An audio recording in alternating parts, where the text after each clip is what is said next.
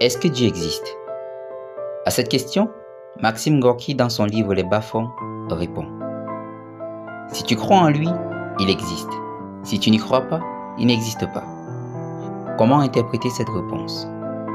A priori, la réalité de Dieu pourrait être subjective, dépendant de notre croyance personnelle. C'est un peu comme se demander si le Père Noël existe. Pour un enfant, la réponse est un grand oui, tandis que pour nous, adultes désabusés, c'est un non résigné. Mais qui a raison au final? Peut-être les deux.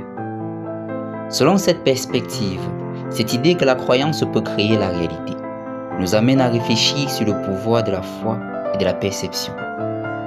Si croire en Dieu peut le faire exister pour nous dans notre vie, alors cela signifie que notre réalité est construite en partie par nos croyances.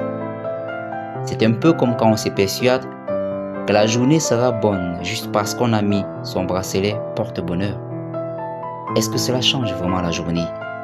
Peut-être pas objectivement, mais notre perception positive peut la changer. Alors si croire en Dieu peut le faire exister pour nous, cela signifie-t-il que notre croyance peut également façonner notre réalité?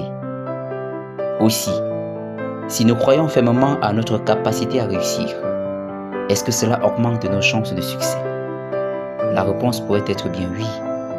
Nos croyances ont un pouvoir immense. Elles peuvent façonner notre perception du monde, influencer nos actions et en fin de compte, déterminer notre réalité. Alors, n'oubliez pas de croire en vous, enfin, modestement.